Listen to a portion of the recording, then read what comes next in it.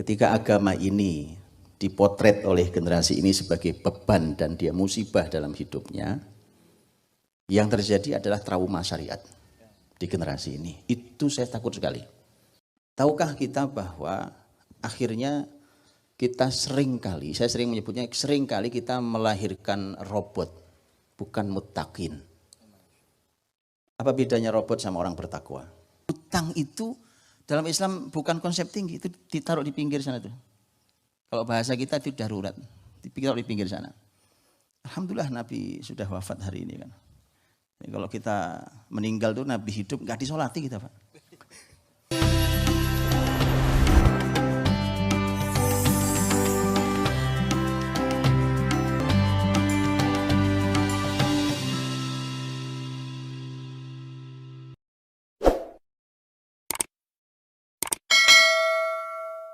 Sesuai rahmati Allah SWT karena sudah dibunyikan temanya, jadi saya kasih mukaddimahnya. Ini kenapa ini lebih saya munculkan tentang tema iman sebelum Quran itu.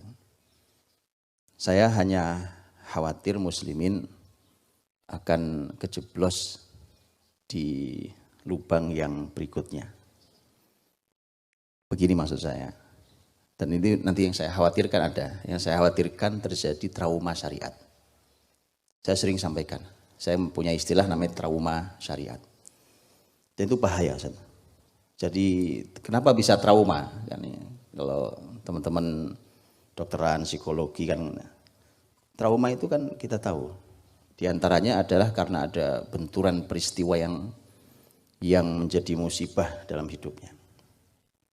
Ketika agama ini dipotret oleh generasi ini sebagai beban dan dia musibah dalam hidupnya, yang terjadi adalah trauma syariat di generasi ini. Itu saya takut sekali.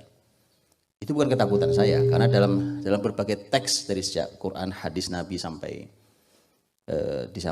kalimat para ulama dan sejarah pendidikan sepanjang pendidikan Islam saat Islam masih besar. Itu betul-betul dihati-hati oleh para ulama kita tentang tema-tema ini. Karenanya bisa dibayangkan anak-anak kita pokoknya ngaji, baca Quran, belajar Quran, nanti waktunya belajar sholat, wudhu, sholat, segala macam, terus puasa Ramadan ya puasa, dan seterusnya. Itu berjalan bertahun-tahun sampai balik, bahkan dia, orang tuanya melihat secara zahir gitu. Alhamdulillah anak saya sholat, alhamdulillah anak saya puasa, alhamdulillah anak saya baca Quran, alhamdulillah, dan seterusnya. Apa tidak baik? Ya baik, kegiatan masuk nggak baik. Sholat masuk nggak baik kan? Baik. Cuma masalahnya bukan itu. Tahukah kita bahwa akhirnya kita seringkali, saya sering menyebutnya seringkali kita melahirkan robot, bukan muttaqin. Apa bedanya robot sama orang bertakwa? Gini loh, orang bertakwa sholat. Betul ya, orang bertakwa hafal Quran. Oh bisa hafal Quran gitu kan? Pertanyaan saya, robot bisa hafal Quran apa enggak? Bisa, siapa yang bilang enggak bisa? Robot bisa hafal Quran apa enggak? Bisa. Kan di memori. Robot punya memori apa tidak? Punya memori. Bahkan saya jamin insya Allah asal tidak koslet itu, kabelnya itu, atau tidak ada masalah atau habis baterainya, itu robot kalau sudah mulai baca tidak satu pun salah. Kita orang bertakwa hafal Quran dari kecil 30 juz, mungkin hafalannya selalu terjadi, ada aja yang salah. Rasulullah pernah kok minta diingatkan salah dalam baca Quran, dalam sholatnya. Sampai Nabi begitu selesai, Nabi mengatakan, Ubay mana Ubay? Gitu, Ubay bin Ka'ab itu sahabat Nabi yang oleh Nabi direkomendasikan kalau kalian mau belajar Quran, belajar sama Ubay bin Ka'ab yang nanti menjadi imam. Ya, menjadi imam sholat tarawih pertama yang berjamaah yang kembali dihidupkan oleh sahabat mulia Umar Ibn Khattab radhiyallahu anhu. Jadi teman-teman, makanya lahirnya bisa lahir robot tadi. Robot bisa sholat nggak? Ya bisa. Tinggal di setel aja sholat ya. Setel sholat.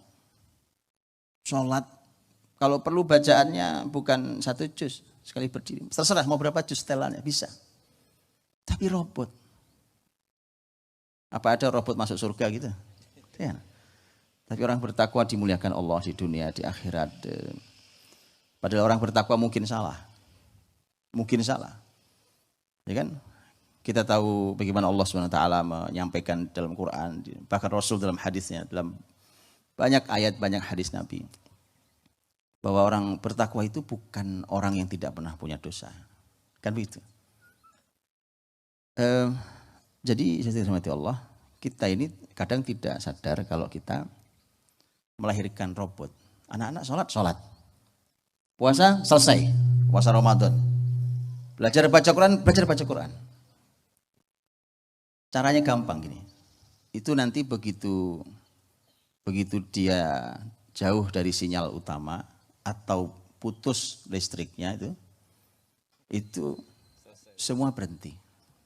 Sudah la shalah wala siyam wala Quran. Berhenti. Anaknya besar, kuliah di luar kota. Bapak ibunya yang diingatkan cuma, aduh kamu telat subuh lagi, subuhnya telat lagi. Kamu hari ini sudah baca Quran atau belum? Enggak jadi, anak kita belum jadi.